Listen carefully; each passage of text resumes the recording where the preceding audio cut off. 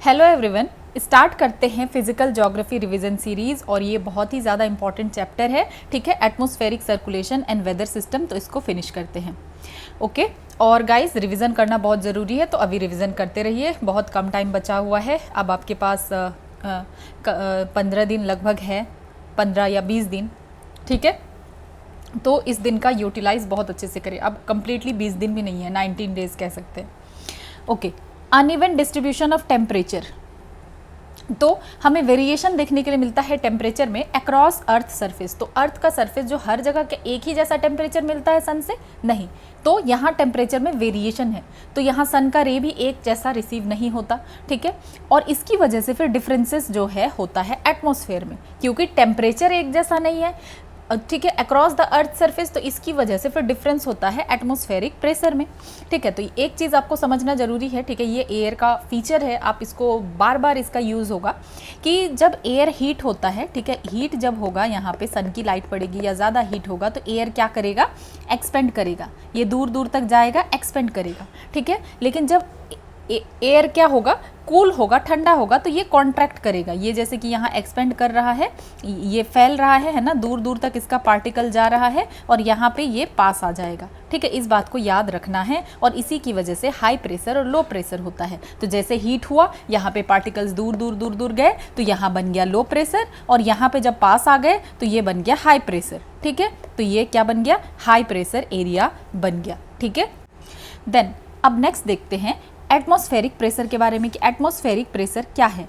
तो जब हम कहते हैं एटमॉस्फेरिक प्रेशर, तो इसका क्या मतलब है, तो इसका मतलब है weight of a column of air over unit area, कि ये एक जो है यूनिट एरिया में, तो यहाँ पे अगर एक कॉलम ऑफ एयर है तो इसका टोटल वेट कितना होगा, कितना इसका वेट होगा, और ये डिक्रीज करता है किसके साथ, तो हाइट के साथ जो है ये डिक्रीज करता है। ठीक है, तो जैसे जैसे एटमॉस्फेरिक प्रेशर क्या है, जैसे जैसे ऊपर की तरफ जाएंगे तो क्या होगा, ये डिक्रीज होता जाएगा। अप्रॉक्सीमेट रेट अगर देखें तो 1 मिलीबार पर 10 मीटर, कितना घटेगा यहाँ पे, 1 मिलीबार पर 10 मीटर।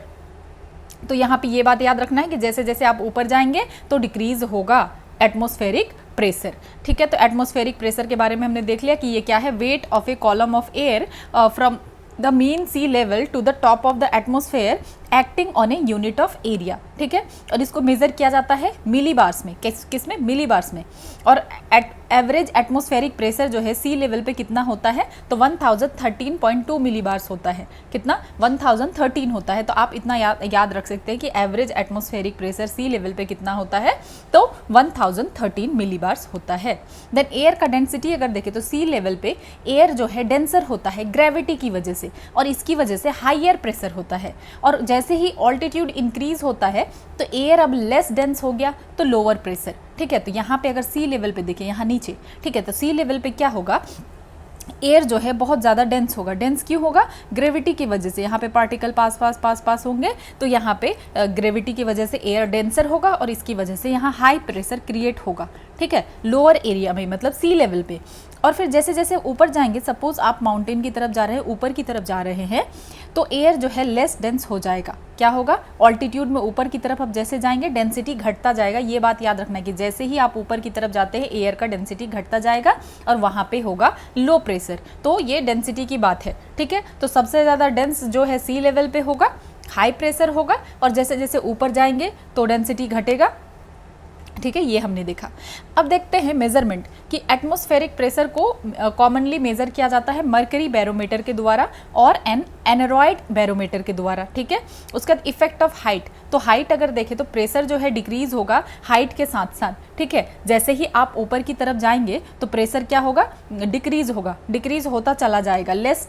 तो यहाँ पे ऐसा क्यों होता है, क्योंकि एयर जो है अब लेस डेंस हो गया। ठीक है, जैसे जैसे ऑल्टीट्यूड इंक्रीज कर रहा है एयर का डेंसिटी घटता जा रहा है। हायर ऑल्टीट्यूड पे हम देखें तो एटमॉस्फेयर हमें यहाँ पे थिनर देखने के लिए मिलेगा, और इस वजह से प्रेशर कुछ रिड्यूस हो जाएगा। ठीक है, तो यहाँ प्रेशर रिड्यूस हो जाएगा, इसीलिए ब्रीथलेसनेस हमें जो है ऐसे अगर आप हायर लेटीट्यूड पहाड़ों में जाते हैं तो ऐसा लगता है कि अच्छा थोड़ा सांस लेने में प्रॉब्लम हो रही है। हो क्या रहा है, एटमॉस्फेयर वहाँ पे थिन है, वहाँ प्रेशर कम है। ठीक है, तो ये हाइट के बारे में ये आपको याद रखना जरूरी है कि जैसे जैसे ऊपर जाएंगे तो प्रेशर जो है डिक्रीज होता जाएगा हाइट के साथ। ठीक है, अब देखते हैं डिस्ट्रीब्यूशन ऑफ एयर प्रेशर। तो एयर का प्रेशर जो है ये यूनिफॉर्म नहीं है अक्रॉस द अर्थ सरफेस। क्या हर जगह सेम है? नहीं, ये वेरी करता है वर्टिकली भी और हॉरिजॉन्टली भी। मतलब एयर प्रेशर यूनिफॉर्म नहीं है, वर्टिकली भी वेरी करेगा, हॉरिजॉन्टली भी वेरी करेगा। ठीक है, अब देखते हैं कि वर्टिकल वेरिएशन कैसे होगा। तो जो प्रेशर जो है ये क्या होगा, डिक्रीज होगा विथ इंक्रीजिंग ऑल्टीट्यूड। ये हमने बार बार देखा कि जैसे जैसे आप ऊपर जाएंगे तो प्रेशर इंक्रीज होगा। यूनिफॉर्म नहीं है, ये इफेक्ट होता है टेम्परेचर के द्वारा, वाटर वेपर, ग्रेविटी के द्वारा। लोअर लेयर में हाइयर डेंसिटी देखने के लिए मिलेगा, ज़्यादा प्रेशर देखने के लिए मिलेगा।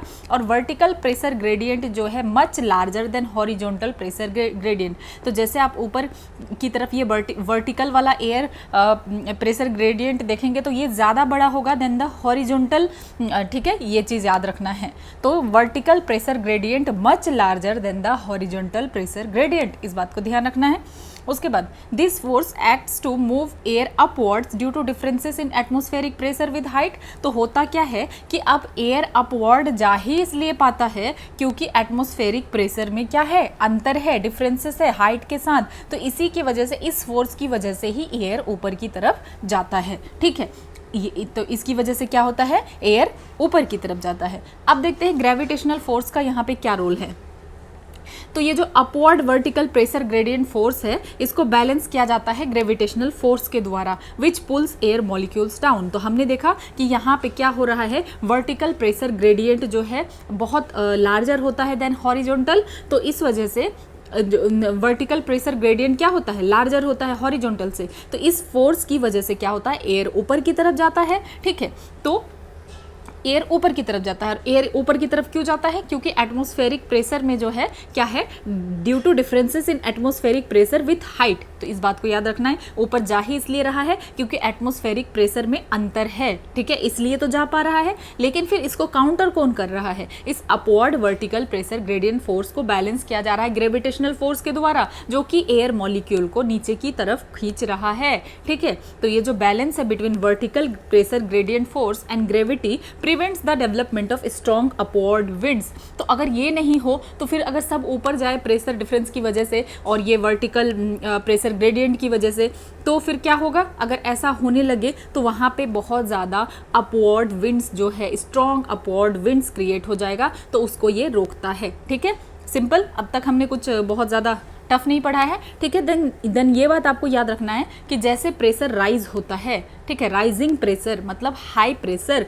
हाई प्रेशर कहने का मतलब है स्टेबल वेदर।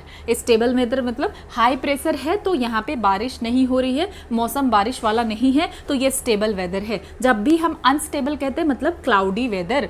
तो अब एयर प्रेशर फॉल हो रहा है, लो प्रेशर है, तो यहाँ पे होगा अनस्टेबल और क्लाउडी वेदर। ठीक है, देन अब देखते हैं standard pressure and temperature at selected level.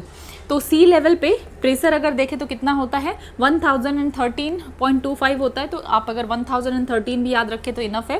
और टेम्परेचर लगभग कितना होगा, 15 डिग्री सेल्सियस होगा। और जैसे 1 किलोमीटर पे जाएंगे तो हमने देखा कि ये घटता है, तो प्रेशर घट के कितना हो गया, 898 हो गया। टेम्परेचर भी घट रहा है, 8.7 हो गया। जैसे अब 5 किलोमीटर तक ऊपर जा गए तो यहाँ पे क्या हो गया, प्रेशर जो है 540 हो गया और टेम्परेचर -17 में हो गया। और फिर जैसे 10 किलोमीटर अगर आप ऊपर जा रहे हैं तो प्रेशर और ज़्यादा घट गया, 265 हो गया और टेम्परेचर -49 तक हो गया। ठीक है, तो ये सब कुछ याद रखना है कि यहाँ आप क्या देख पा रहे हैं, ऊपर जा रहे हैं टेम्परेचर भी घट रहा है, ऊपर की तरफ जा रहे हैं सी लेवल से प्रेशर भी घट रहा है। ठीक है, और सी लेवल पे कितना है, 1013। तो ये तो हमने वर्टिकल वेरिएशन के बारे में देखा कि हाँ वर्टिकल वेरिएशन क्या होता है। ठीक है, तो ये हमने देखा। अब देखते हैं हॉरिजॉन्टल वेरिएशन के बारे में। तो small differences in pressure are significant for determining wind direction and velocity. ठीक है, तो जो स्मॉल डिफरेंसेस क्रिएट होता है प्रेशर में, तो ये बहुत सिग्निफिकेंट बनता है किसको, विंड डायरेक्शन के लिए एंड वेलोसिटी को जो है डिटरमाइन करने के लिए। ठीक है, तो इसको स्टडी किया जाता है यूजिंग आइसोबार और आइसोबार क्या होता है, ऐसा लाइन जो कि कनेक्ट करता है इक्वल प्रेशर पॉइंट को। और जो क्लोजली स्पेस्ड आइसोबार होता है तो इसका मतलब है कि स्टीप प्रेशर ग्रेडियंट है। तो यहाँ पे क्या है कि प्रेशर ग्रेडियंट क्या है, बहुत स्टीप है, यहाँ पे प्रेशर चेंज ज़्यादा हो रहा है। स्टीप ग्रेडियंट का मतलब क्या हो गया, स्ट्रॉन्गर विंड से है, यहाँ पे यहाँ स्ट्रॉन्गर विंड से है। ठीक है, तो हम जब आइसोबार कह रहे हैं तो इसका मतलब सिंपल है कि line connecting equal pressure point. तो जैसे कि अगर सपोज यहाँ पे जो भी है इक्वल प्रेशर पॉइंट रहेगा, जैसे हमने यहाँ पे देखा ना कि सपोज अगर 898 है तो इस तरीके से और कहीं जब 898 है उसके पास तो वहाँ पे जाके कनेक्ट करेगा। ठीक है, मतलब lines connecting equal pressure point. ठीक है, और क्लोजली स्पेस्ड आइसोबार होगा, मतलब पास पास आइसोबार रहेगा तो हम कहेंगे कि यहाँ पे स्टीप प्रेशर ग्रेडियंट है। ठीक है, स्टीप ग्रेडियंट का मतलब स्ट्रॉन्गर विंड्स हैं। क्या है यहाँ पे, स्टीप प्रेशर ग्रेडियंट है, स्ट्रॉन्गर विंड्स हैं। ठीक है, उसके बाद आप देखते हैं सी लेवल प्रेशर। तो the distribution of pressure at sea level is shown on weather map. तो आपको वेदर मैप में देखने के लिए मिलेगा, तो इससे आप इजी कंपैरिजन कर सकते हैं बिटवीन रीजन्स। ठीक है, अब समझते हैं प्रेशर सिस्टम्स के बारे में।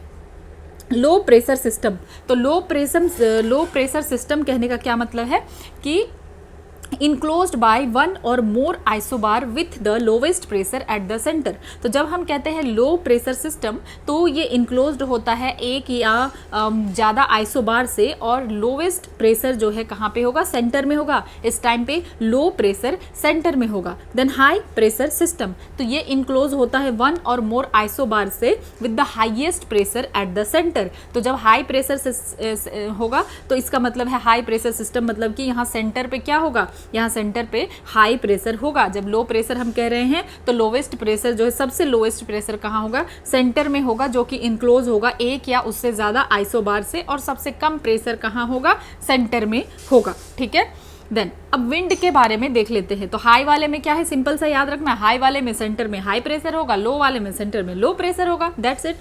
उसके बाद विंड क्या है, तो जब हम विंड की बात करते हैं तो विंड का मतलब है हॉरिजॉन्टल मूवमेंट ऑफ एयर। जब एयर हॉरिजॉन्टली मूव कर रहा है तो हम कहते हैं विंड। ठीक है, एयर फ्लो करता है कैसे, हाई प्रेशर एरिया से लो प्रेशर एरिया, हमने देख लिया। और ये सिंपल सी बात है ना, हाई प्रेशर से लो प्रेशर एरिया रहेगा ही। सपोज आप अपना एग्जाम्पल ले सकते हैं खुद का कि यहाँ पे 2 रूम है। ठीक है, सिंपल सी बात है। तो 2 रूम है, अगर आप बैठने के लिए आ रहे हैं इस रूम में तो आप देख रहे हैं ये तो ऑलरेडी भरा हुआ है, इसमें तो मेरे लिए थोड़ा भी स्पेस नहीं है, ये पूरा फुल है, आप इसमें एंट्री नहीं ले पा रहे हैं। और दूसरा है तो यहाँ पे लो प्रेशर है, मतलब कम लोग हैं, इस जगह पे ज़्यादा प्रेशर नहीं है, तो आप यहाँ अपना एक जगह तो बना सकते हैं ना। ठीक है, तो सिंपल सी यही बात है कि एयर भी फ्लो करती है कैसे, हाई प्रेशर से लो प्रेशर की तरफ। ठीक है, जहाँ प्रेशर ज़्यादा है वहाँ से भागो भाई, लो प्रेशर की तरफ जाओ। तो इससे फिर क्रिएट होता है प्रेशर ग्रेडियंट फोर्स। क्या क्रिएट होता है, प्रेशर ग्रेडियंट फोर्स क्रिएट होता है। Difference in atmospheric pressure between regions is the primary cause of air movement.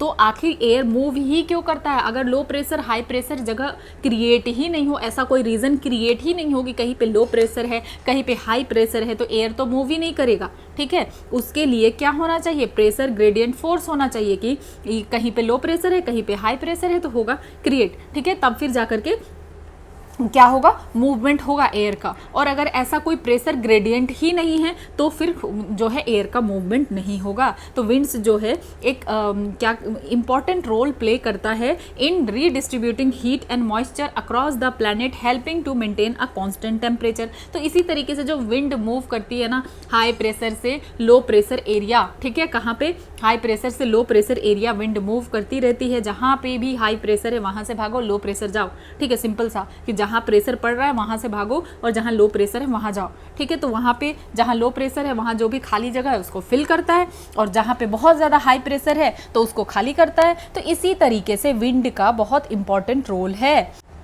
Then अब देखते हैं वर्टिकल मोशन ऑफ एयर। ठीक है, वर्टिकल मोशन ऑफ एयर, तो वार्म और मॉइस्ट एयर जो होता है, तो वार्म एयर क्या करता है, वार्म और मॉइस्ट एयर वो राइज करता है। ठीक है, और जैसे ही वो राइज करता है ऊपर जाता है तो फिर ठंडा हो जाता है, और इस कूलिंग की वजह से फिर क्या बनता है, जब कूल हो जाता है, कूल होकर के फिर क्लाउड बनता है और बारिश होती है।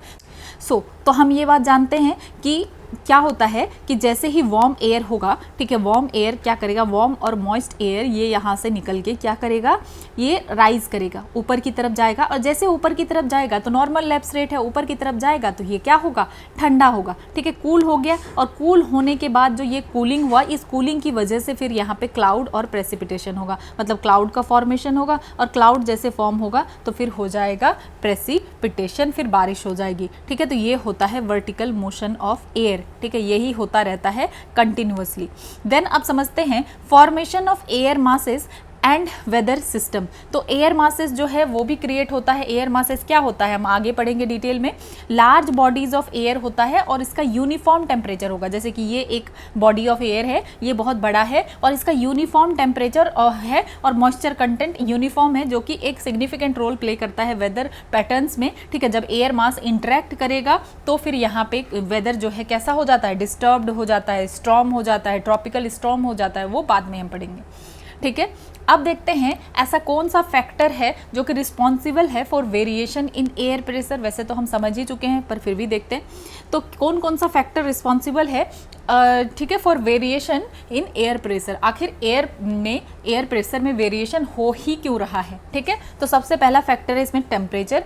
अगर हाई टेम्परेचर होगा तो एयर राइज करेगा, और जैसे ही एयर राइज करेगा तो लो प्रेशर बनेगा, ठीक है। एयर राइज करेगा और यहाँ पे फिर मॉलिक्यूल दूर दूर जाएगा तो ये क्या बन जाएगा, लो प्रेशर। और अगर लो टेम्परेचर है तो एयर सिंक करेगा, एयर नीचे की तरफ आएगा, ठीक है। लो टेम्परेचर है तो एयर नीचे की तरफ आएगा और ये क्या है, हाई प्रेशर क्रिएट करता है, ठीक है। ये बात याद रखना है कि अगर लो टेम्परेचर है, एयर सिंक करके नीचे की तरफ आ रहा है, ठीक है, और हाई प्रेशर क्रिएट करेगा। तो ये चीज़ तो भूलना ही नहीं है, ये चीज़ आपको हमेशा याद रखना है। देन अर्थ का रोटेशन, तो अर्थ के रोटेशन की वजह से क्या क्रिएट होता है, कोरियोलिस फोर्स क्रिएट होता है और सेंट्रीफ्यूगल फोर्स क्रिएट होता है, ठीक है। Coriolis force and centrifugal force create होता है जो कि इन्फ्लुएंस करता है ग्लोबल प्रेशर बेल्ट को। देन अब नेक्स्ट देखते हैं वाटर वेपर कंटेंट के बारे में, ठीक है।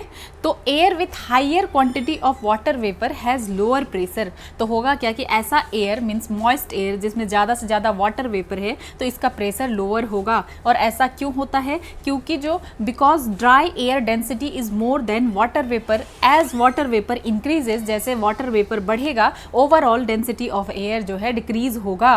तो अब समझते हैं इस चीज़ को कि एयर प्रेशर जो है किस चीज़ के ऊपर डिपेंड करता है, depends on weight of air column. Weight के ऊपर डिपेंड करता है ना एयर का प्रेशर की कितना वेट है।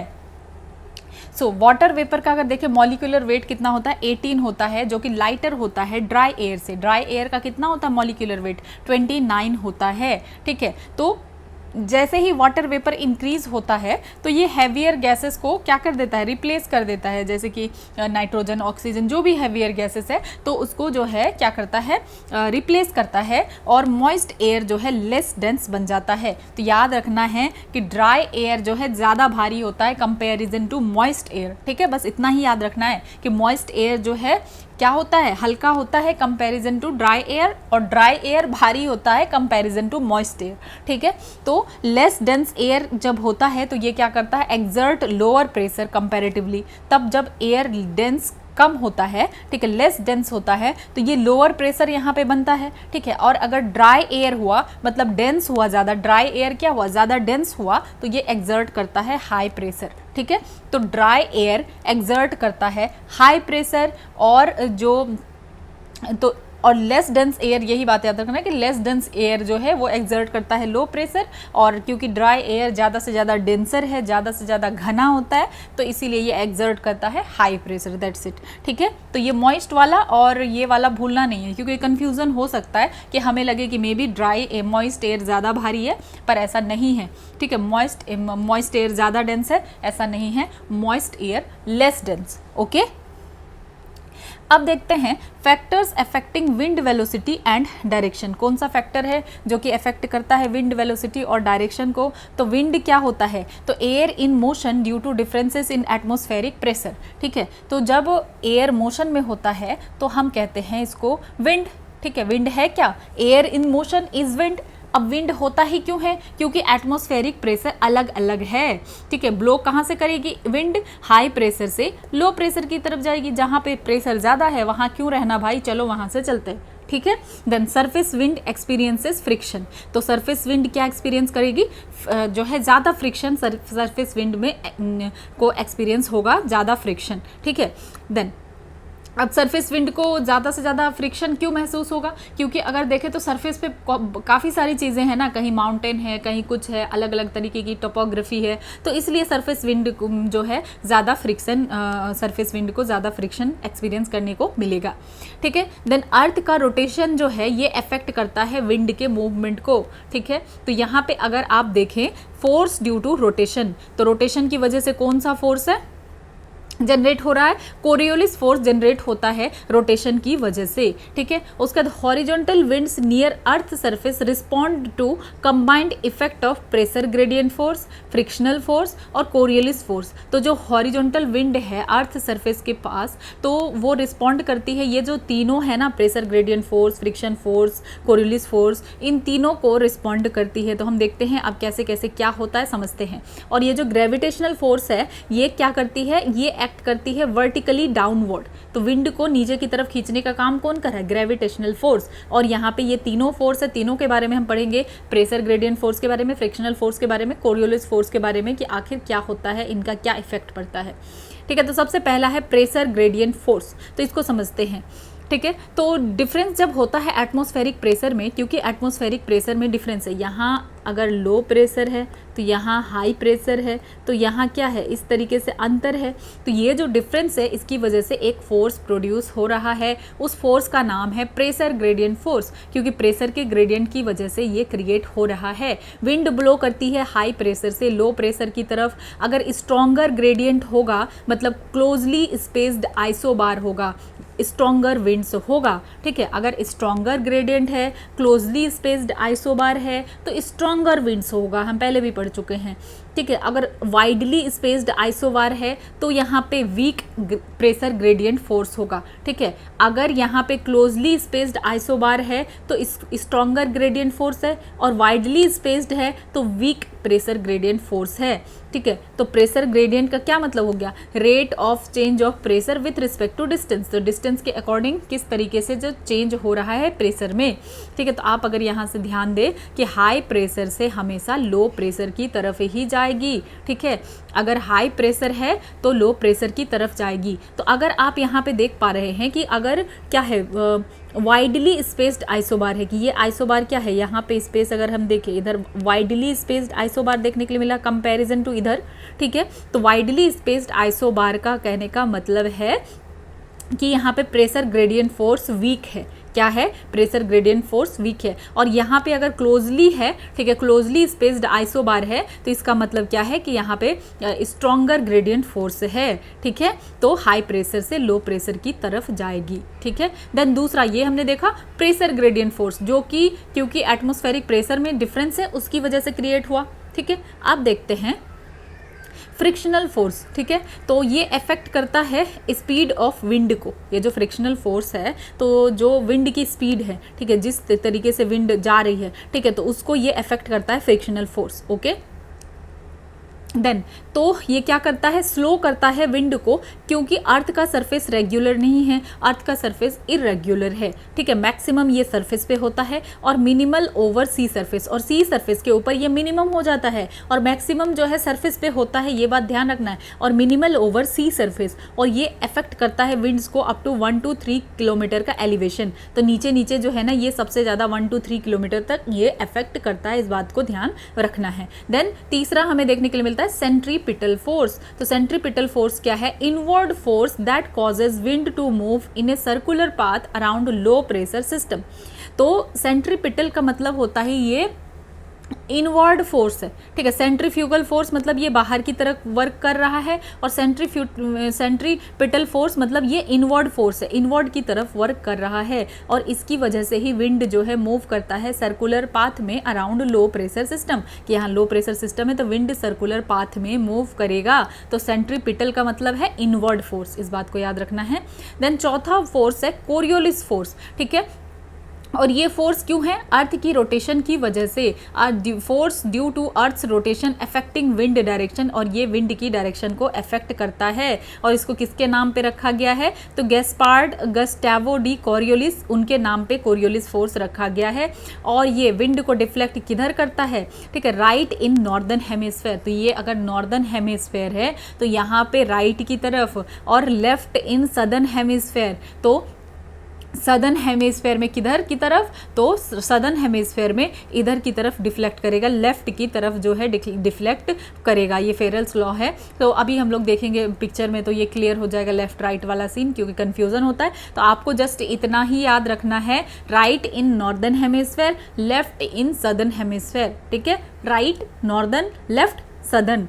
और डिफ्लेक्शन जो है, ये जो डिफ्लेक्शन है ये और भी ज़्यादा इंक्रीज कर देता है विंड के वेलोसिटी को। ठीक है, देन ये 2024 में पूछा जा चुका है। तो प्रोपोर्शनल होता है ये किसके? एंगल ऑफ लैटिट्यूड के। मैक्सिमम होता है पोल्स पे, ठीक है, और जीरो होता है इक्वेटर पे। कोरियोलिस फोर्स, ठीक है, मैक्सिमम कहाँ है? पोल्स पे, और जीरो होता है इक्वेटर पे। ये बात याद रखना है कि no Coriolis force at equator. ठीक है, इस चीज़ को आप ऐसे बॉक्स बना के घेर के रख सकते हैं कि कोरियोलिस फोर्स जो है इक्वेटर पे नहीं है, इसीलिए यहाँ पे साइक्लोन नहीं बन पाता है। ठीक है, मैक्सिमम कोरियोलिस फोर्स पोल में है, और जो है जीरो है एट इक्वेटर। ठीक है, उसके बाद अब देखते हैं रिलेशन विथ अदर फोर्सेस। तो ये एक्ट करता है perpendicular to pressure gradient force. ठीक है, अदर फोर्सेस के साथ अगर रिलेशन देखें तो ये कोरियोलिस फोर्स कैसे एक्ट करता है? परपेंडिकुलर एक्ट करता है प्रेशर ग्रेडियंट फोर्स के साथ। ठीक है, और प्रेशर ग्रेडियंट फोर्स क्या होता है? Is perpendicular to isobar.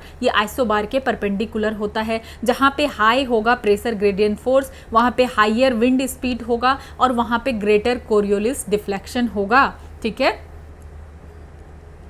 तो क्या हो रहा है कि कोरियोलिस फोर्स जो है एक्ट करता है perpendicular to pressure gradient force, और प्रेशर ग्रेडियंट फोर्स फिर परपेंडिकुलर होगा आइसोबार के, और जहाँ पे हाई प्रेशर ग्रेडियंट फोर्स होगा वहाँ पे हाई विंड स्पीड होगा, वहाँ पे ग्रेटर कोरियोलिस का डिफ्लेक्शन होगा। ठीक है, तो रिजल्टेंट विंड मूवमेंट हमें क्या देखने के लिए मिलता है कि pressure gradient force plus Coriolis force perpendicular to each other, और विंड जो है मूव नहीं करता स्ट्रेट। ऐसा नहीं कि विंड जो है पूरा स्ट्रेट मूव कर रहा है। ठीक है, they curve and flow around low pressure area. तो जहां जहां लो प्रेशर एरिया होता है वहां पे ये कर्व हो जाते हैं और फ्लो करने लगते हैं, इसीलिए विंड जो है स्ट्रेट नहीं होता है। तो स्पेशल केस हमने देख ही लिया कि कोरियोलिस फोर्स जो है जीरो होगा कहाँ पे? इक्वेटर में। विंड ब्लो करेगी परपेंडिकुलर टू आइसोबार। ठीक है, क्या करेगी? Wind blow perpendicular to isobar straight into low pressure. Low pressure get filled instead of intensifying. तो होता क्या है, अब इसको समझते हैं कि एयर जो है डायरेक्टली कन्वर्ज करता है इनटू लो प्रेशर सेंटर। ठीक है, और प्रेशर डिफरेंसेस फिर रिड्यूस हो जाता है क्विकली, और जब सिस्टम लूज कर देता है अपना स्ट्रेंथ को, तो instant of forming a strong rotating system, कि अब कोई एक स्ट्रॉन्ग रोटेटिंग सिस्टम जैसे कि साइक्लोन बन जाए, तो लो प्रेशर जो है फिल्ड अप हो जाता है और वीक हो जाता है। तो सिंपल ये समझते हैं इसको ऐसे कि यहाँ हाई प्रेशर है, यहाँ क्या है? हाई प्रेशर है। ठीक है, और यहाँ क्या है? लो प्रेशर है। तो अब होता क्या है कि हाई प्रेशर से विंड जाके लो प्रेशर को भरने लगती है। तो लो प्रेशर को जब भरने लगती है, अगर ऐसा हो कि लो प्रेशर भर ही ना पाए, तब तो विंड एकदम इंटेंसिफाई होगा, लेकिन लो प्रेशर भी तो फिल हो जाएगा। और एक बार जब ये लो प्रेशर फिल हो गया तो ये क्या हो गया? सिस्टम जो है लूजेज इट्स स्ट्रेंथ, और instant of forming a strong rotating system, की कोई एक स्ट्रॉन्ग रोटेटिंग सिस्टम जैसे कि साइक्लोन बन जाए, वो नहीं बन पाता है, और लो प्रेशर फिल्ड अप होकर के वीक हो जाता है, कमजोर हो जाता है। ठीक है, दैट्स इट, बस इतना ही है। ठीक है, देन अब साइक्लोन फॉर्मेशन के बारे में थोड़ा सा देख लेते हैं कि ट्रॉपिकल साइक्लोन जो है इक्वेटर के पास फॉर्म नहीं होता है। हमने ऑलरेडी देख लिया, क्योंकि कोरियोलिस फोर्स ही नहीं है। कोरियोलिस फोर्स नहीं है तो रोटेशन नहीं है, तो नो साइक्लोन डेवलपमेंट। ठीक है, सो नेक्स्ट अगर देखें कोरियोलिस इफेक्ट के बारे में, जो कि हम ऑलरेडी पढ़ चुके हैं। तो कोरियोलिस इफेक्ट क्या है? Is the curving of the path of object और fluids due to earth rotation. तो अर्थ की रोटेशन की वजह से क्या होगा? पाथ जो है कर्व हो जाएगा। ठीक है, और नॉर्दर्न हेमिस्फेयर में टू द राइट और सदर्न हेमिस्फेयर में टू द लेफ्ट। ठीक है। तो यहाँ अगर आप देखें तो अगर कोई विंड, ठीक है, यहाँ पे अगर स्टार्ट हो रहा है किधर से, अगर ये स्टार्ट ही हो रहा है इक्वेटर की तरफ से, तो इधर देख सकते हैं राइट की तरफ डिफ्लेक्ट होगा। कोई पोल से आ रहा है तो ये राइट की तरफ डिफ्लेक्ट होगा, ठीक है। और इधर से कोई सदर्न हेमिस्फेयर में क्या हो रहा है कि अगर जब इक्वेटर की तरफ से आ रहा है लेफ्ट में की तरफ डिफ्लेक्ट होगा, ठीक है। और जब ये पोल की तरफ से जा रहा है इक्वेटर की तरफ लेफ्ट की तरफ, तो सिर्फ आपको इतना याद रखना है, northern hemisphere to the right and southern hemisphere to the left, ठीक है, that's it. Northern hemisphere right की तरफ, सदर्न हेमिस्फेयर लेफ्ट की तरफ, ठीक है। सो समझते हैं general circulation of the atmosphere, ठीक है। तो कौन सा फैक्टर है जो कि अफेक्ट करता है प्लेनेटरी विंड पैटर्न को, ठीक है। तो latitudinal variation in atmosphere heating, तो ये अफेक्ट करता है। Then emergence of pressure belt, equatorial low, subtropical high, ये माइग्रेशन ऑफ प्रेशर बेल्ट ये फॉलो करता है apparent path of sun northward और साउथवर्ड, ठीक है, shift. Then distribution of land and water continents versus ocean effect, ये भी जो है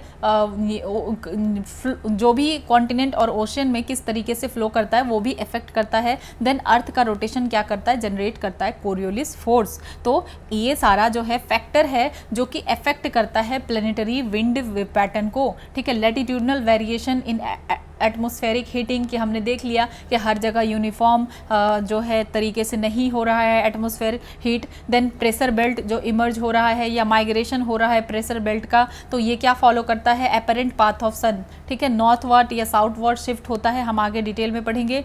देन लैंड एंड वाटर का डिस्ट्रीब्यूशन और अर्थ का रोटेशन, ठीक है। अब जो है ग्लोबल प्रेशर बेल्ट के बारे में पढ़ते हैं।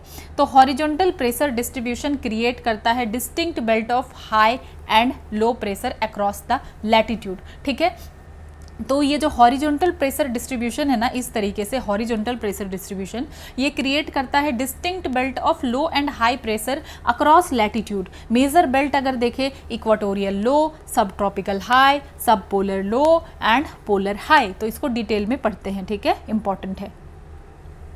सो देखते हैं इक्वाटोरियल लो प्रेशर बेल्ट कैसे बनता है, ठीक है। इसको हम डोल्ड्रम, ITCZ या जोन ऑफ कन्वर्जेंस भी कहते हैं। ये वाला इक्वाटोरियल जो प्रेशर है, तो ये क्या है, इक्वाटोरियल लो प्रेशर है, सब ट्रॉपिकल हाई प्रेशर है, देन फिर सब पोलर लो प्रेशर है, देन फिर हाई प्रेशर है, ठीक है। तो आप इक्वेटर से बनाना आप स्टार्ट करेंगे तो यहाँ low pressure, then high pressure, then low pressure, then again high pressure, ठीक है। सो अब देखते हैं इक्वाटोरियल लो प्रेशर बेल्ट के बारे में, जिसको कि डोल्ड्रम कहा जाता है, ITCZ जोन ऑफ कन्वर्जेंस, ठीक है, इक्वाटोरियल लो प्रेशर बेल्ट।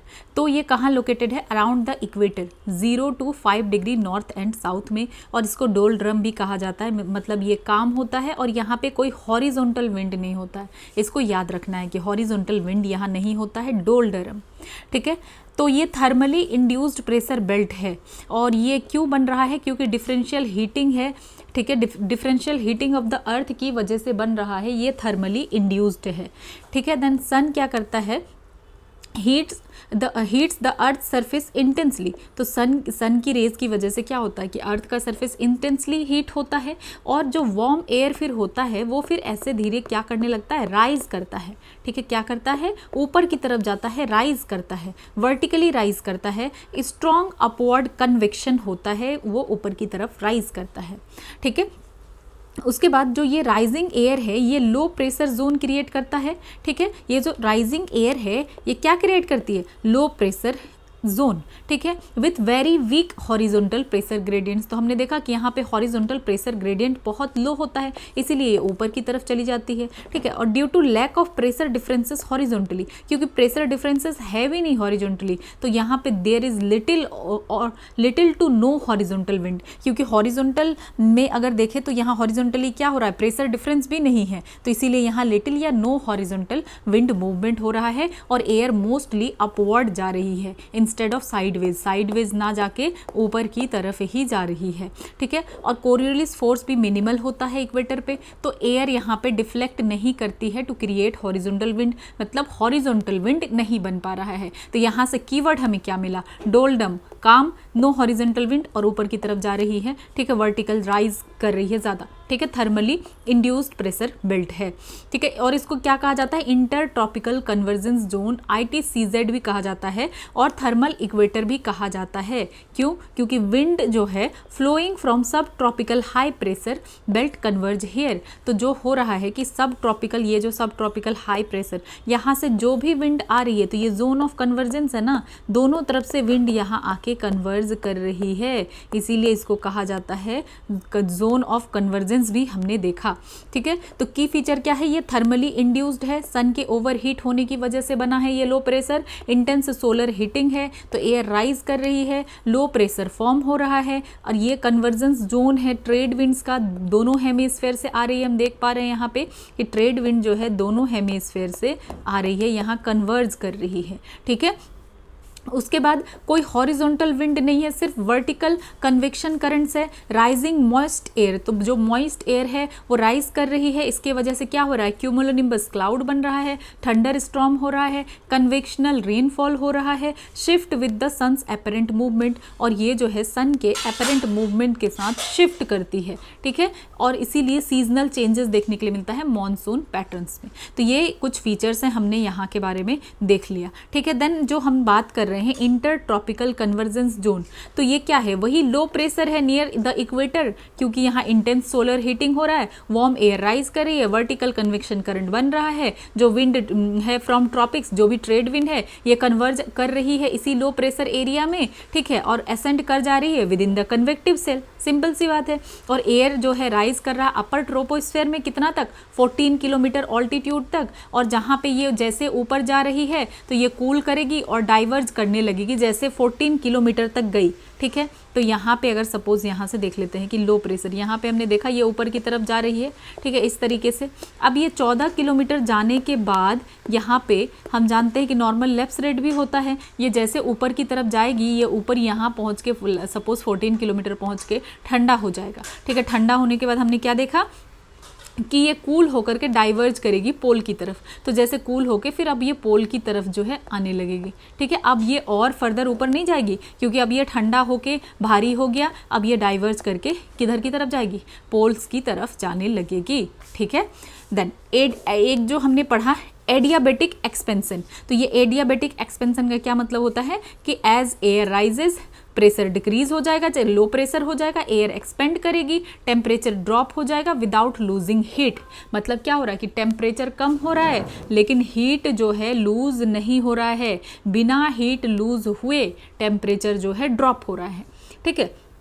तो ये चीज़ समझ में आना चाहिए कि जैसे यहाँ हम बात क्या कर रहे हैं कि जनरली क्या होता है कि टेम्परेचर ड्रॉप हो रहा है, मतलब हीट लूज हो रहा है, लेकिन यहाँ पे एयर एक्सपेंड कर रही है, टेम्परेचर ड्रॉप हो रहा है लेकिन हीट लूज नहीं हो रहा है।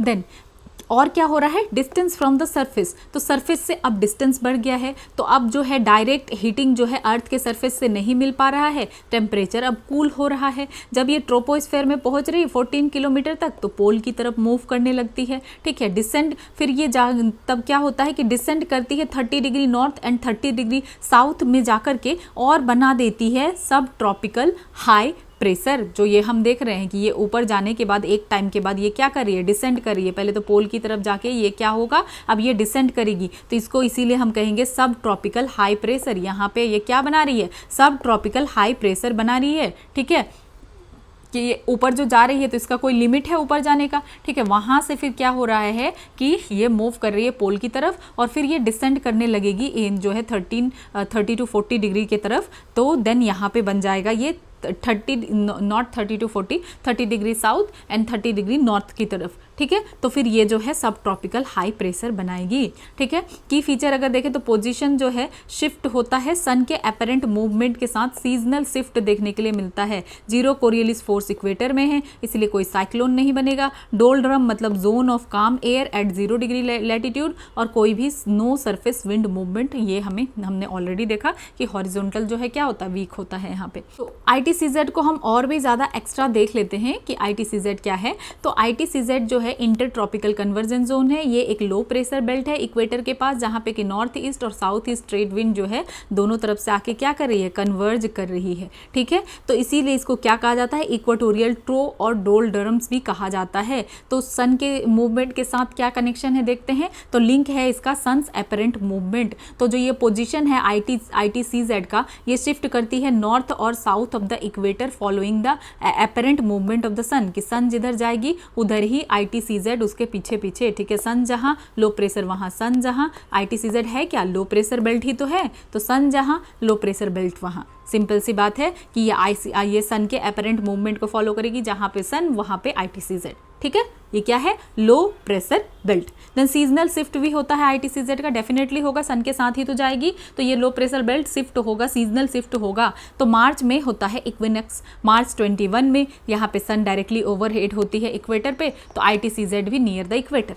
ठीक है, देन जून सॉल्स्टिस होता है जब, ठीक है, या हम कहें समर सॉल्स्टिस, तो यहाँ सन जो है ओवरहेड होती है ट्रॉपिक ऑफ कैंसर पे, और ITCZ भी शिफ्ट करती है northward towards India, west Africa यहाँ पे रहती है। देन सितंबर जब इक्विनॉक्स होता है सितंबर 23 में, तो सन जो है फिर से वापस से इक्वेटर के पास आता है। ठीक है, तो यहाँ ITCZ फिर इक्वेटर के पास आ जाती है। ठीक है, देन जब दिसंबर सॉल्स्टिस होता है, ठीक है, हम स्टार्ट कहाँ से करें, मार्च इक्विनॉक्स से स्टार्ट करें, यहाँ पे सन डायरेक्टली ओवरहेड है इक्वेटर से, देन ये ऊपर की तरफ जाएगी, देन फिर अगेन इक्विनॉक्स, देन फिर इधर ट्रॉपिक ऑफ कैप्रिकॉर्न की तरफ। ठीक है, तो यहाँ पे दिसंबर सॉल्स्टिस में क्या होगा कि सन ओवरहेड होगी ट्रॉपिक ऑफ कैप्रिकॉर्न के ऊपर, और ITCZ इधर शिफ्ट करके साउथवर्ड आ जाएगी। ठीक है, तो ITCZ का काम क्या है, सन के अपरेंट मूवमेंट को फॉलो करना। ठीक है, तो आखिर ITCZ फॉलो क्यों कर रही है सन को, क्योंकि heating by sun causes air to rise. तो जैसे सन के द्वारा हीट किया गया तो एयर ऊपर की तरफ चलेगी और बन गया खुद ब खुद लो प्रेशर जोन। ठीक है, तो wherever the sun's rays are most direct overhead, जहां पे सन का रेज सबसे ज्यादा होगा, मैक्सिमम हीटिंग होगा, ITCZ जो है बनेगा उस लैटिट्यूड के ऊपर। तो आखिर इंपैक्ट क्या है ITCZ का के मूवमेंट का, ये मॉनसून रेन लेकर के आती है ट्रॉपिकल रीजन्स में। ठीक है, जैसे कि इंडिया में हम देखते हैं मॉनसून रेन समर के टाइम पे इन्फ्लुएंस करती है क्लाइमेट को, रेनफॉल को और विंड पैटर्न को अक्रॉस द ट्रॉपिक्स। ठीक है, तो इन शॉर्ट सन का जो एपरेंट नॉर्थ साउथ मूवमेंट है, इसकी वजह से जो है क्या होता है, causes the ITCZ to migrate seasonally. तो ITCZ इसीलिए सीजनली जो है माइग्रेट करती है। ठीक है, driving climate and rainfall variation in tropical region. तो इस तरीके से आप देख सकते हैं जुलाई में ITCZ कहाँ है, क्योंकि इस टाइम जुलाई के टाइम पे सन कहाँ है, ऊपर की तरफ है, ट्रॉपिक ऑफ कैंसर की तरफ है, इसीलिए ITCZ इधर है। देन हम जनवरी में देखते हैं ITCZ नीचे है। ठीक है, क्योंकि सन अभी किधर है, इधर है, तो ये सन को फॉलो कर रही है, दैट्स इट।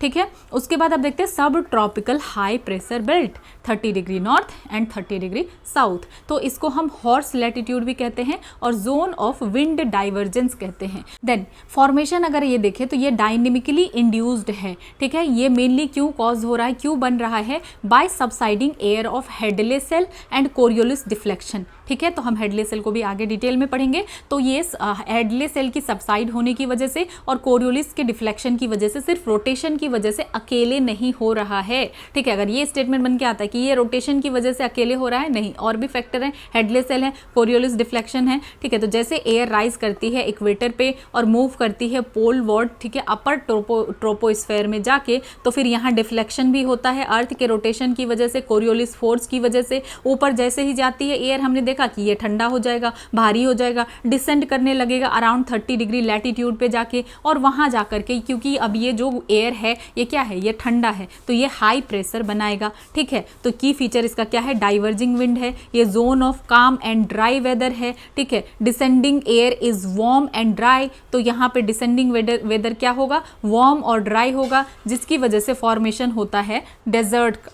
तो जो डिसेंडिंग वेदर नीचे जा रही है ना, तो वो वार्म और ड्राई हो रहा है, इसकी वजह से फॉर्म हो रहा है डेजर्ट का। ठीक है, सहारा और Atacama Australian desert along this belt, दोनों हेमिस्फेयर में यही होगा। इसीलिए हमको क्या देखने के लिए मिलता है, जो डिसेंडिंग एयर है ये वार्म है और ड्राई है, और इसकी वजह से फिर फॉर्म हो रहा है डेजर्ट का, ठीक है, सहारा, एटाकामा, ऑस्ट्रेलियन डेजर्ट का। और कोल्ड ओशन करंट जो है वेस्ट कोस्ट में वो इंक्रीज करती है aridity of these desert on western margin of the continent. जो कोल्ड ओशन करंट्स हैं वेस्ट कोस्ट में, तो इसकी वजह से कोल्ड ओशन करंट की वजह से जो है एरिडिटी इन सारे डिजर्ट का और ज़्यादा बढ़ जाता है on the western margin of the continent, ठीक है। तो हमें क्या देखने के लिए मिलता है, अगर हम देखें तो इन हाई जो है प्रेशर बेल्ट में, ठीक है, सब ट्रॉपिकल हाई प्रेशर बेल्ट में, तो हमें क्या देखने के लिए मिलता है कि वेस्टर्न जो है मार्जिन ऑफ द कॉन्टिनेंट ये और ज़्यादा एरिड है, ठीक है। इधर डिजर्ट हमें ज़्यादा देखने के लिए मिलता है, जब हम देखेंगे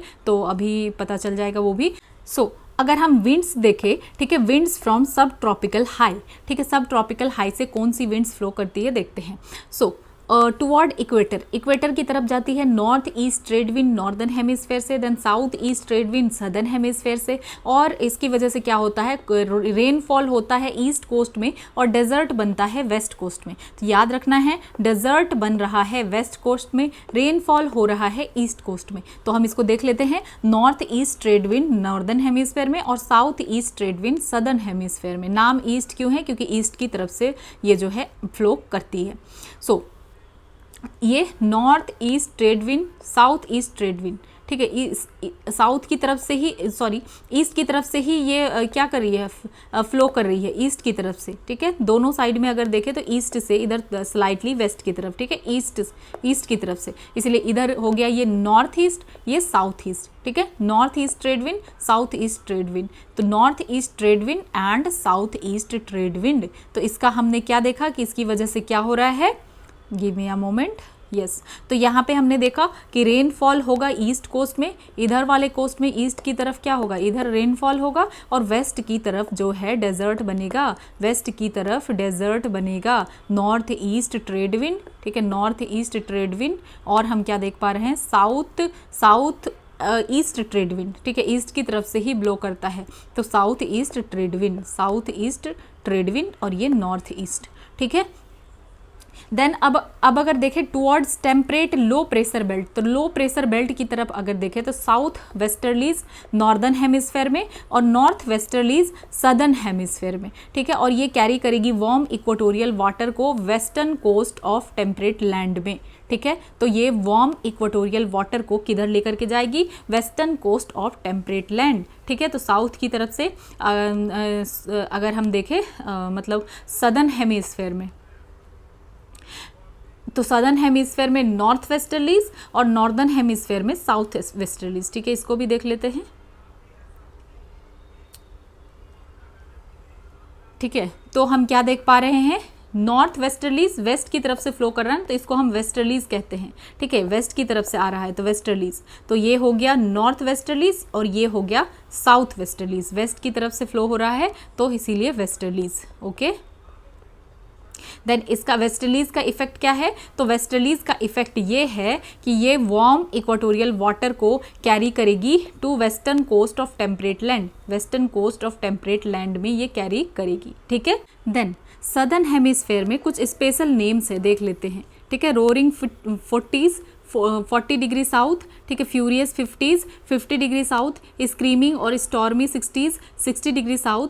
तो इनको जो है जाना जाता है क्यों, strong westerly winds over ocean. तो सदर्न हेमिस्फेयर में स्पेशल नाम से जाना जाता है क्योंकि यहाँ पे ये काफ़ी स्ट्रॉन्ग होते हैं वेस्टर्ली विंड्स ओशन के ऊपर, ठीक है। Roaring 40 degree south, furious 50 degree south और स्क्रीमिंग या स्टॉर्मी 60, ठीक है। देन अब नेक्स्ट देखते हैं सब पोलर लो प्रेशर बेल्ट, ये कैसे बनता है, 60 degree north and 60 degree south. तो ये लोकेटेड है कहाँ, around 60 degree north and 60 degree south latitude के बीच ये लोकेटेड है, और ये जो है जोन ऑफ विंड कन्वर्जेंस है और डायनेमिकली इंड्यूस्ड प्रेशर बेल्ट है ये। और ये क्यों बनता है, by convergence of westerlies and polar easterlies. तो ये कन्वर्जेंस की वजह से बनता है, वेस्टर्लीज के कन्वर्जेंस की वजह से और पोलर ईस्टर्लीज के कन्वर्जेंस की वजह से। ये सिर्फ अर्थ के रोटेशन की वजह से अलोन नहीं बनता है, ठीक है। तो हम अब क्या देख रहे हैं, सब पोलर लो प्रेशर बेल्ट। और ये बन क्यों रहा है, क्योंकि यहाँ पे कन्वर्जेंस हो रहा है वेस्टर्लीज का और पोलर ईस्टर्लीज का। तो अगर हम देखना चाहें ठीक है। तो ये जो सब पोलर लो हो रहा है, तो यहाँ क्यों, क्योंकि यहाँ पे फिर से कन्वर्जेंस हो रहा है, ठीक है। कन्वर्जेंस किसका हो रहा है, तो यहाँ पे ईस्टर्लीज, ठीक है, ईस्टर्लीज का, पोलर ईस्टर्लीज का और ये वेस्टर्लीज का। तो वेस्टर्लीज और ईस्टर्लीज के कन्वर्जेंस होने की वजह से ये सब पोलर लो प्रेशर बन रहा है, ठीक है। इधर से ईस्टर्लीज और इधर से वेस्टर्लीज, और ईस्टर्लीज और वेस्टर्लीज के कन्वर्जेंस की वजह से सब पोलर लो प्रेशर बन रहा है, ठीक है। देन यहाँ पे हम क्या देखते हैं कि विंड्स फ्रॉम सब ट्रॉपिकल हाई प्रेशर बेल्ट, जो कि सब ट्रॉपिकल हाई प्रेशर बेल्ट से क्या जाएगा, वेस्टर्लीज, हाई प्रेशर बेल्ट से वेस्टर्लीज, और पोलर हाई प्रेशर बेल्ट से यहाँ पे पोलर ईस्टर्लीज, ठीक है। पोलर हाई प्रेशर बेल्ट से पोलर ईस्टर्लीज और सब ट्रॉपिकल हाई प्रेशर बेल्ट से वेस्टर्लीज, ठीक है। तो यहाँ पे कन्वर्ज करते हैं और कन्वर्जेंस की वजह से फिर क्या होता है, राइज करते हैं। जैसे ही कन्वर्ज हो गया तो फिर से कन्वर्जेंस की वजह से एयर राइज करेगा, ठीक है। एयर राइज करेगा, लो प्रेशर कंडीशन बनेगा, साइक्लोनिक स्टॉर्म बनेगा, और इसको पोलर फ्रंट भी कहा जाता है। तो ये है जोन ऑफ विंड कन्वर्जेंस और पोलर फ्रंट, ठीक है। अब देखते हैं पोलर हाई प्रेशर बेल्ट, जो कि 80 to 90 degree north and south में है, 80 to 90 degree north and south. तो ये थर्मली इंड्यूस्ड प्रेशर बेल्ट है, ठीक है। और ये बन क्यों रहा है, because of differential heating of earth, earth के डिफरेंशियल हीटिंग की वजह से ये बनता है। फॉर्मेशन अगर देखें तो सन का रेज जो है हाईली स्लंटिंग है, यहाँ पे कैसा है, हाईली स्लंटिंग है, और इसकी वजह से क्यों, और इसकी वजह से क्या होता है, फिर वेरी लो टेम्परेचर यहाँ मिल रहा है, ठीक है। क्योंकि सन का रेज इधर क्या है, सलेंटली है, इस ठीक है, स्लंटिंग है, मतलब तिरछा रेज यहाँ पे पहुँच रहा है, डायरेक्टली नहीं पहुँच रहा है, और लो टेम्परेचर की वजह से एयर कंप्रेस हो रहा है, एयर का डेंसिटी बढ़ रहा है, हाई प्रेशर यहाँ पे मिल रहा है, और जहाँ हाई प्रेशर होगा तो कोल्ड होगा एयर, डेंस एयर फिर नीचे की तरफ आएगी और हाई प्रेशर जोन बनाएगी, ठीक है। देन पोलर विंड्स, तो विंड जो है ब्लो करती है outward from polar high towards सब पोलर लो, तो पोलर हाई से सब पोलर लो की तरफ आएगी, और जिसको कि हम कहते हैं पोलर ईस्टर्लीज, ठीक है। कि ये क्या विंड कैसे ब्लो कर रही है, ब्लो कर रही है आउटवर्ड फ्रॉम पोलर हाई से सब पोलर लो की तरह आ रही है, जिसे हम कहते हैं पोलर वेस्ट ईस्टर्लीज, ठीक है। तो एक बार इसको फिर से देख लेते हैं, क्योंकि काफ़ी सारी चीज़ें हो गया और ये बहुत इंपॉर्टेंट है, ये हमें याद होना चाहिए। तो जो सबसे पहला बेल्ट है ये कैसे बन रहा है, तो इसका नाम हमने दिया doldrum, ITCZ, zone of convergence. यहाँ कन्वर्जेंस हो रहा है और ये थर्मली इंड्यूस्ड बेल्ट है। ये क्यों हो रहा है, अर्थ के सरफेस की हीटिंग की वजह से हो रहा है, वार्म एयर राइज करके ऊपर जा रही है, लो प्रेशर जोन क्रिएट कर रही है, ठीक है, लो प्रेशर जोन क्रिएट कर रही है, तो इस तरीके से ये बनता है, ठीक है। ये थर्मली इंड्यूस्ड है ओवर, क्योंकि सन के हीटिंग की वजह से ये हो रहा है। और ठीक है, यहाँ पे हमने क्या देखा कि राइज करेगा moist air, then cumulonimbus cloud बनेगा, थंडर स्टॉर्म होगा, और यहाँ हमें कन्वेक्शनल रेनफॉल देखने के लिए मिलेगा। यहाँ पे ITCZ है, ITCZ के बारे में हमने देख लिया। एडियाबेटिक एक्सपेंशन के बारे में भी हमने जान लिया कि यहाँ पे एयर राइज करेगा, प्रेशर डिक्रीज होगा, फिर एयर राइज करेगा, फिर धीरे धीरे प्रेशर डिक्रीज होगा, एयर एक्सपेंड होगा, और जब एयर एक्सपेंड होगा तो यहाँ एक फीचर क्या है कि temperature drops without losing heat, कि हीट अभी लूज नहीं हुआ है लेकिन टेम्परेचर ड्रॉप कर रहा है, तो ये हमने देखा था। फिर ITCZ के बारे में हमने कुछ चीज़ें देखी कि ये जो है सन के एपरेंट मूवमेंट को ही फॉलो करेगा, सन के साथ साथ चलेगा, सन जहाँ ITCZ वहाँ, ठीक है, ये हो गया। देन दूसरा हमने देखा सब ट्रॉपिकल हाई प्रेशर बेल्ट, जो कि 30 डिग्री नॉर्थ से 30 डिग्री साउथ की तरफ है, इसको हम हॉर्स लैटिट्यूड कहते हैं, और ये डायनेमिकली बनता है, ठीक है। ये क्यों बन रहा है, क्योंकि सबसिडेंस की वजह से बन रहा है, ठीक है, by subsiding air of Hadley cell and Coriolis deflection, सिर्फ रोटेशन की वजह से अकेले नहीं, ये बन ही इसलिए रहा है क्योंकि यहाँ पे हमने देखा कि एयर जो है इक्वेटर पे राइज करती है, ठीक है, पोल वार्ड की तरफ जाती है, फिर इसको डिफ्लेक्ट कर दिया जाता है, अर्थ के रोटेशन पोल की तरफ ये जाने लगती है, अर्थ के रोटेशन की वजह से इसको डिफ्लेक्ट कर दिया जाता है, फिर ये ठंडा होकर के डिसेंड करती है 30 डिग्री लैटिट्यूड पे और हाई प्रेशर बना देती है, ठीक है। और ये क्यों हो रहा है, डाइवर्जिंग विंड की वजह से हो रहा है ये, ठीक है। इसमें हमने देखा कि कौन कौन सी विंड आती है, तो इक्वेटर की तरफ north east trade wind, south east trade wind जो है सदर्न हेमिस्फीयर में, और north east trade wind northern hemisphere में, और जो है टुवर्ड्स टेम्परेट लो प्रेशर बेल्ट, तो टेम्परेट लो प्रेशर बेल्ट की तरफ, ठीक है, टेम्परेट लो प्रेशर बेल्ट की तरफ क्या जा रही है, तो यहाँ पे साउथ वेस्टर्लीज नॉर्दर्न हेमिस्फीयर में, ठीक है, साउथ वेस्टर्लीज नॉर्दर्न हेमिस्फीयर में, और नॉर्थ वेस्टर्लीज सदर्न हेमिस्फीयर में। ये क्या करेगी, कैरी करेगी वार्म इक्वेटोरियल वाटर को to western coast of temperate land, ठीक है, ये हमने देख लिया। देन सदर्न हेमिस्फेयर में देख लिया कि इसका कुछ नाम है। देन सब पोलर लो प्रेशर बेल्ट क्यों बन रहा है, ये कन्वर्जेंस की वजह से बन रहा है। ये डायनेमिकली इंड्यूस्ड प्रेशर बेल्ट है, तो ये कन्वर्जेंस हो रहा है वेस्टर्लीज का और पोलर ईस्टर्लीज का। ठीक है, यहाँ पे हम देख पा रहे हैं, ठीक है, कन्वर्जेंस सब पोलर लो, क्योंकि यहाँ पे जो है ईस्टर्लीज और वेस्टर्लीज का कन्वर्जेंस हो रहा है, इसीलिए ये सब पोलर लो प्रेशर बेल्ट जो है बन पा रहा है कन्वर्जेंस की वजह से। ठीक है, तो ये क्या है, डायनेमिकली इंड्यूस्ड है। तो ये हमने देखा कि ये भी किसकी कन्वर्जेंस की वजह से हो पा रहा है, और इसको हम पोलर फ्रंट भी कहते हैं। Then polar high pressure belt, ठीक है, तो ये थर्मली इंड्यूस्ड प्रेशर बेल्ट है, और ये क्यों बन रहा है, डिफरेंशियल हीटिंग की वजह से बन रहा है अर्थ का। यहाँ पे अर्थ की रेज क्या है, स्लैंटिंग है, तो बहुत लो टेम्परेचर है, यहाँ कोल्ड डेंस एयर जो है सिंक करती है, हाई प्रेशर जोन बना देती है, क्योंकि यहाँ तक सन की रोशनी पहुँच ही नहीं पा रही ना, पहुँच भी रही है तो तिरछी इस तरीके से। ठीक है, तो ये हो गया, तो हमने ये पूरा कंप्लीट कर लिया कि किस तरीके से बन रहा है। Then pressure cells in each hemisphere, ठीक है, तो देख लेते हैं प्रेशर सेल्स को, ये भी काफ़ी इंपॉर्टेंट कॉन्सेप्ट है। ठीक है, हेडले सेल, फेरल सेल और पोलर सेल, ये कैसे बनता है समझ लेते हैं। तो अब हम पहले प्रेशर बेल्ट के बारे में जान चुके हैं, तो अब हेडले सेल वगैरह को समझना ज़्यादा मुश्किल की बात नहीं होगी। ठीक है, तो देखते हैं। तो हेडले सेल जो है ये 0 to 30 डिग्री तक है। ठीक है, 0 to 30 डिग्री, और यहाँ पे जो अगर हम देखें तो स्ट्रॉन्ग हीटिंग होता है इक्वेटर पे। ठीक है, तो हमने यहाँ पे देखे, हम यहाँ पहले देख चुके हैं कि क्या होता है, इक्वेटर पे सनलाइट बहुत ज़्यादा होता है, तो जिसकी वजह से स्ट्रॉन्ग हीटिंग होता है, एयर वार्म होकर के एयर वार्म होकर राइज करती है और क्रिएट करती है इक्वेटोरियल लो प्रेशर जोन। और जो सरफेस विंड है, ट्रेड विंड, ब्लो फ्रॉम सब ट्रॉपिक्स टू इक्वेटर। तो होता क्या है कि जो ये ट्रेड विंड है ये सब ट्रॉपिक से इक्वेटर की तरफ आती है। ये हम देख सकते हैं कि ट्रेड विंड जो है सब ट्रॉपिक से इक्वेटर की तरफ आ रही है। ठीक है, और विंड कन्वर्ज करती है कहाँ पे, ITCZ में। तो ये है ITCZ, inter tropical convergence zone. फिर एयर फर्दर और राइज करती है। ठीक है, जैसे विंड आई कन्वर्ज की ITCZ पे, तो एयर और फर्दर राइज होगा। ठीक है, और राइजिंग एयर फिर क्या करेगी, मूव करेगी पोल की तरफ, अपर एटमॉस्फेयर में। तो होगा क्या कि यहाँ पे एयर फर्दर राइज होकर राइजिंग एयर फिर यहाँ से क्या करेगी, मूव करेगी पोल की तरफ। ठीक है, राइजिंग एयर क्या करेगी, मूव करेगी, ये तो ऊपर की तरफ जाएगी, ऊपर जाके ये मूव करेगी पोल की तरफ। ठीक है, उसके बाद around 30 degree north and south air cool होकर के डेंस होकर सिंक हो जाएगी। ठीक है, तो ये ऊपर तक जाएगी। 30 डिग्री नॉर्थ एंड साउथ तक जाने के बाद क्या होगा कि एयर जो है क्या होगा, क्योंकि अब एयर ठंडा हो चुका है, तो ठंडा होने के बाद तो ये क्या हो जाएगा, डेंस हो जाएगा, सिंक हो जाएगा, नीचे की तरफ सिंक होने लगेगा, और ये बना देगी सब ट्रॉपिकल हाई प्रेशर बेल्ट। ठीक है, ये वाला बेल्ट जो है वो बना देगी सब ट्रॉपिकल हाई प्रेशर बेल्ट। ठीक है, ये हमने देखा कि सब ट्रॉपिकल हाई प्रेशर बेल्ट बना देगी। ठीक है, उसके बाद फ्रॉम सब tropical high air flows back, तो अब जो है सब ट्रॉपिकल हाई प्रेशर बेल्ट ये बना दी। ठीक है, उसके बाद एयर जो है फिर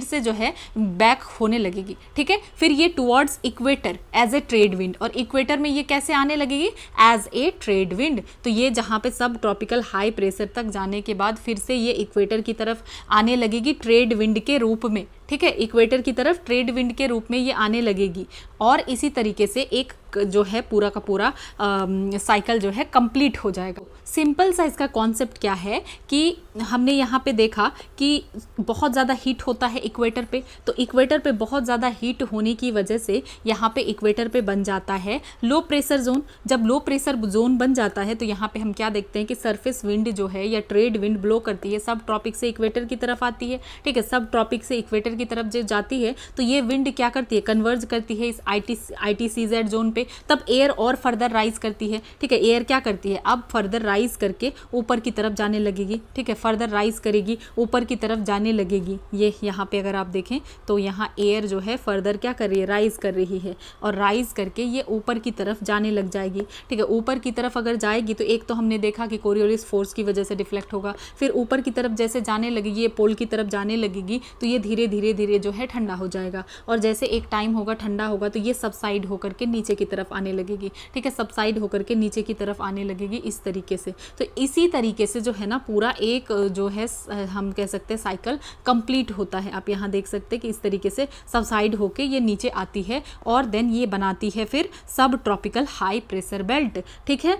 तो और फ्रॉम सब ट्रॉपिकल हाई प्रेशर बेल्ट अगर देखें तो फिर क्या होता है, जैसे ये सब ट्रॉपिकल हाई प्रेशर बेल्ट यहाँ पे बन गया, तो यहाँ से फिर एयर क्या कर रही है, फ्लो कर रही है, ठीक है, फ्लो करके फिर से इक्वेटर की तरफ आ रही है। तो ये पूरा सेल कंप्लीट हो गया ना कि फिर से फ्लो करके इक्वेटर की तरफ आ रही है, तो ये सेल पूरा कंप्लीट हो गया। तो इसी को हम कहते हैं हेडले सर्कुलेशन। आई थिंक अब ज़्यादा कन्फ्यूजन नहीं होगा, ठीक है। तो अब समझ लेते हैं ये ट्रेड विंड क्या है। तो ये परमानेंट विंड है जो कि ब्लो करती है ट्रॉपिकल रीजन से, ठीक है। ट्रेड विंड जब हम कहते हैं तो ये कौन सी विंड है, परमानेंट विंड है। ये कहाँ ब्लो कर रही है, ट्रॉपिकल रीजन से इक्वेटर की तरफ आ रही है, ठीक है, 30 डिग्री नॉर्थ एंड साउथ। और ये ओरिजिनेट कहाँ से हो रही है, सब ट्रॉपिकल हाई प्रेशर बेल्ट से ओरिजिनेट हो रही है। और ये ब्लो करके किधर से आ रही है, किधर आ रही है, blow towards equatorial low pressure belt, ठीक है। तो ये इक्वेटोरियल लो प्रेशर बेल्ट की तरफ आएगी। देन डायरेक्शन क्या रहेगा, नॉर्दर्न हेमिस्फेयर में north east to south west, ठीक है। क्या रहेगा डायरेक्शन, नॉर्थ ईस्ट टू, ये जो है नॉर्थ ईस्ट की तरफ आके साउथ वेस्ट की तरफ जाएगी, north east to south west. तो इसको हम क्या कहते हैं, north east trade wind. Then southern hemisphere में साउथ ईस्ट टू, ठीक है, साउथ ईस्ट इसके तरफ से किधर की तरफ जाएगी, नॉर्थ वेस्ट की तरफ, ऐसे साउथ ईस्ट से लेके नॉर्थ वेस्ट की तरफ जो है जाएगी। तो इसको हम कहेंगे साउथ ईस्ट ट्रेड विंड। जिधर से आ रही है नाम वही लिया जाएगा, ठीक है, नॉर्थ ईस्ट, ठीक है, इसीलिए ईस्ट की तरफ से ये आ रही है तो ईस्टर्ली ट्रेड विंड। तो ये डिफ्लेक्ट क्यों हो रहा है, कोरियोलिस फोर्स की वजह से, और कन्वर्ज करेगी कहाँ पे जाके, ITCZ में, cause rising air clouds and rainfall. तो इसके वजह से क्या होगा, एयर राइज करेगी, क्लाउड होगा, रेनफॉल होगा। तो ये हम ऑलरेडी देख चुके हैं। इक्वेटर पे हमने क्या देखा कि यहाँ पे एयर राइज कर रही है, ठीक है, इक्वेटर पे एयर राइज कर रही है, ऊपर तक जा रही है। ऊपर जाने के बाद नॉर्मल लेफ्ट रेट रखता है, डिफ्लेक्ट भी होता है। तो फिर ये क्या होगा कि अब ठंडा होकर, कूल होकर ये किधर जाने लगेगी, ये पोल की तरफ जाने लगेगी, ठीक है। पोल की तरफ जब जैसे जाने लगेगी तो फिर क्या होगा, अब एयर ठंडा हो गया। अब ठंडा एयर जो है सिंक करेगा, डाउन आएगा और ये नीचे इसी तरीके से आएगी। और नीचे आने के बाद ये क्या बना देगी, सब ट्रॉपिकल हाई प्रेशर बेल्ट, ठीक है। क्या बना देगी, सब ट्रॉपिकल हाई प्रेशर बेल्ट ये यहाँ पे बन जाएगा, ठीक है। और इसी तरीके से हम क्या देख रहे हैं कि सब ट्रॉपिकल हाई प्रेशर बेल्ट से फिर विंड जो है इधर आएगी, किधर, इक्वेटर की तरफ, ठीक है, north east trade wind. South से अगर हम वही देखें तो साउथ ईस्ट ट्रेड विंड, तो ये नॉर्थ से नॉर्थ ईस्ट ट्रेड विंड आएगी इक्वेटर की तरफ, ठीक है। और ये एक सेल जो है कंप्लीट हो जाएगा। तो सिंपल सी यही बात जो है कहा जा रहा है और कुछ कॉम्प्लिकेटेड एज सच नहीं है। देन अब समझते हैं पोलर सेल के बारे में, जो कि 60 डिग्री से 90 डिग्री में बनता है। तो ये कैसे बनता है, तो अगर हम पोलर रीजन के बारे में देखें, चाहे नॉर्थ हो या साउथ पोल हो, तो वहाँ पे बहुत ज़्यादा ठंड होती है। और ठंड की वजह से वहाँ पे क्या होता है कि एयर जो है हैवी या डेंस हो जाती है। हमें पता है कि अगर वार्म एयर होगा तभी तो राइज होगा और वो ऊपर की तरफ जाएगा। और अगर ठंडा एयर है, कोल्ड एयर है, तो कोल्ड एयर क्या करेगा, कोल्ड एयर का फीचर है कि नीचे की तरफ आएगा, सिंक करेगा, हैवी होता है, ठीक है, तो ये सिंक करेगा, ठीक है। तो इसीलिए वो नीचे की तरफ, डाउनवर्ड की तरफ आएगा। और ये जो है फिर क्या होगा कि ये कोल्ड एयर सरफेस पर 60 डिग्री लैटिट्यूड की तरफ चलती है। किधर आएगी, 60 डिग्री लैटिट्यूड की तरफ, इस तरफ ये आने लगेगी, ठीक है, 60 डिग्री लैटिट्यूड की तरफ आने लगेगी। और ये वहाँ जाके फिर कंप्लीटली वार्म एयर से मिलेगी, ठीक है, वार्म एयर से मिलेगी, कोलिजन होगा। तो यहाँ पे फिर क्या होगा, ये ऊपर की तरफ उठने लगेगी, ठीक है। तो ऊपर की तरफ ये उठने लगेगी। तो यहाँ पे हमने क्या देखा कि पोल पर डाउन, पोल पर ये क्या हो रहा है कि नीचे की तरफ आ रही है 60 डिग्री पर आते के साथ, ये वार्म होने की वजह से। तो फिर ये क्या करेगी, फिर ये ऊपर की तरफ जाएगी और ऊपर से वापस ये पोल की तरफ आएगी। तो ये एक साइकिल बन जाएगा, ठीक है। और इसी को हम पोलर सेल बोलते हैं। तो यहाँ पे अगर हम देखें तो 60 to 90 डिग्री के बीच में बनेगा। जो कोल्ड डेंस एयर है ये सबसाइड करेगी पोल पे, ठीक है, क्योंकि यहाँ पे हमने देखा कि यहाँ ठंड होता है, सन का रेज स्लंटिंग होता है। तो कोल्ड डेंस एयर सबसाइड करेगी 90 डिग्री पे, ठीक है। और ये polar high pressure area cold और ड्राई एरिया बनाएगी। और पोल से फिर क्या होगा, सरफेस एयर फ्लो करके मिडिल लैटिट्यूड की तरफ, 60 डिग्री लैटिट्यूड सब पोलर लो की तरफ आएगी। क्योंकि ये सब पोलर लो है 60 डिग्री की तरफ, ठीक है, पोलर ईस्टर्लीज के रूप में। कैसे? पोलर ईस्टर्लीज के रूप में ये आएगी, अगर हम यहाँ देखें, ठीक है, पोलर ईस्टर्लीज के रूप में ये 60 डिग्री लैटिट्यूड पे आएगी और यहाँ आके कोलिजन होगा, यहाँ फिर से ये गर्म होकर फिर ये राइज करेगी, ठीक है, इस तरीके से। तो यहाँ पे फिर ये क्या करेगी, give me a moment, yes, तो नियर 60 डिग्री लैटिट्यूड एयर आके कन्वर्ज करेगी और राइज करेगी और ये ट्रोपोपॉज तक पहुंचेगी, ठीक है, और फिर अपर एयर ट्रोपोपॉज तक पहुंचेगी, फिर ये ऊपर जाके ठंडा होके फिर से ये मूव करेगी पोलवर्ड और फिर ये डिफ्लेक्टेड होगी किधर, ईस्टवर्ड। कोरियोलिस इफेक्ट की वजह से ईस्ट की तरफ ये डिफ्लेक्ट होगी। तो जैसे ही ये पोल पे पहुंचेगी ये फिर से ठंडा होके डेंस बन जाएगा और डिसेंड होगा दोबारा से और फिर से क्रिएट होगा एक cold dry high pressure area, ठीक है। तो at polar surface level air जो है फिर से फ्लो करेगी, कहाँ पे, पोलर सरफेस लेवल पे एयर फिर से 60 डिग्री की तरफ आएगी और कंप्लीट करेगी पोलर सर्कुलेशन सेल को। मतलब हो क्या रहा है कि पहले 90 डिग्री से 60 डिग्री आने के, यहाँ 90 डिग्री था, यहाँ से 60 डिग्री पे आएंगे, गिव मी अ मोमेंट, ठीक है, जैसे ये 90 डिग्री था, ठीक है, 90 डिग्री से यहाँ पे 60 डिग्री, यहाँ 60 डिग्री आने के बाद कन्वर्जेंस की वजह से यहाँ पे सब पोलर लो, ठीक है, तो यहाँ सब पोलर लो में आने की वजह से यहाँ पे क्या होगा, फिर से ये हीट होगी, हीट होके ऊपर की तरफ जाएगी, ऊपर की तरफ जाने के बाद ये पोल की तरफ मूव करने लगेगी, ठीक है, पोल की तरफ मूव करने लगेगी, ट्रोपोपॉज तक जाएगी। देन फिर जब ये ठंडा होगा यहाँ पे डिसेंड करेगी हैवी एयर फिर से यहाँ नीचे, ठीक है, और जब नीचे रहेगा तो ये फिर से आएगी किधर की तरफ, ये आएगी अगेन फिर 60 डिग्री की तरफ और ये चलता रहेगा। 60 डिग्री पे आके वार्म होके ऊपर की तरफ जाएगी, ऊपर जाके ठंडा होके फिर इधर से आती रहेगी। तो ये जो है फर्दर प्रोसेस चलता रहेगा जिसको कि हम कहते हैं पोलर सेल, ठीक है। तो यहाँ पे विंड बेल्ट क्या है पोलर सेल में, पोलर ईस्टर्लीज, ठीक है, कौन सा सेल है, पोलर ईस्टर्लीज। तो ये हमने देख लिया। अब देखते हैं फेरल सेल कैसे बनता है, ठीक है। ये पोलर सेल के बारे में आपने देख लिया, ठीक है। पोलर सेल तो ये ट्रोपोपॉज तक जाती है, हमने देखा था ना, ये ट्रोपोपॉज तक जाएगी, ठीक है।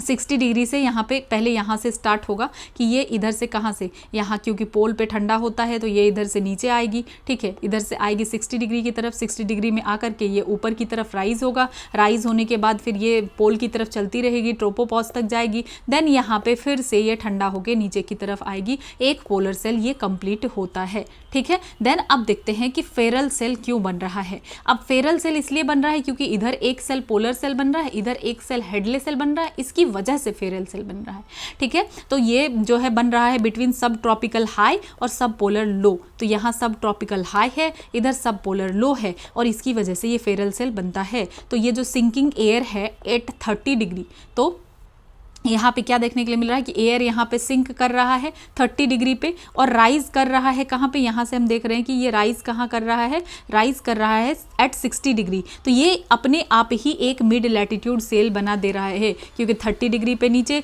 राइज 60 डिग्री पे, मिड लैटिट्यूड सेल बनने लग रहा है खुद ब खुद, ठीक है। तो सरफेस विंड यहाँ पे क्या है, वेस्टर्लीज है। तो ये इनडायरेक्ट सेल है, ये ड्रिवन हो रहा है हेडले और पोलर सेल की वजह से, यहाँ एनर्जी ट्रांसफर हो रहा है, यहाँ अनस्टेबल वेदर है और टेम्परेट साइक्लोन है। क्या है यहाँ पे, अनस्टेबल वेदर और टेम्परेट साइक्लोन। तो इन दोनों की वजह से ये बन रहा है, ठीक है। फेरल सेल हेडले और पोलर की वजह से बन रहा है। तो हेडले का हमने क्या देखा कि यहाँ पे वार्म था तो ऊपर की तरफ जा रहा था, ठीक है। हमने यहाँ पे देखा कि ये किधर से पोल से आ रहा है, ठीक है। ये सारी चीज़ें हम पढ़ चुके हैं। तो यहाँ पे की ड्राइवर क्या है, तो a large part of energy that drives the Ferrel cell is provided by polar and Hadley cell. तो हमने ये देख ही लिया कि पोलर और हेडले सेल की वजह से ये जो है बन रहा है और इन दोनों की वजह से ही ये कह सकते हैं कि अपने आप ये बन जा रहा है, ठीक है। तो ये हम देख चुके हैं। तो विंड बेल्ट्स, सरफेस विंड्स अगर देखें जोन, तो 0 से 30 डिग्री में सेल कौन सा बन रहा है, हेडले। और विंड बेल्ट क्या है, तो यहाँ ट्रेड विंड है, ईस्टर्लीज है, पहले ईस्टर्लीज है, देन 60 to 30 डिग्रीज में फेरल सेल बन रहा है, यहाँ क्या विंड बेल्ट है, वेस्टर्लीज है। और 60 to 90 डिग्रीज में पोलर सेल बन रहा है, यहाँ पे क्या है, पोलर ईस्टर्लीज है, ठीक है।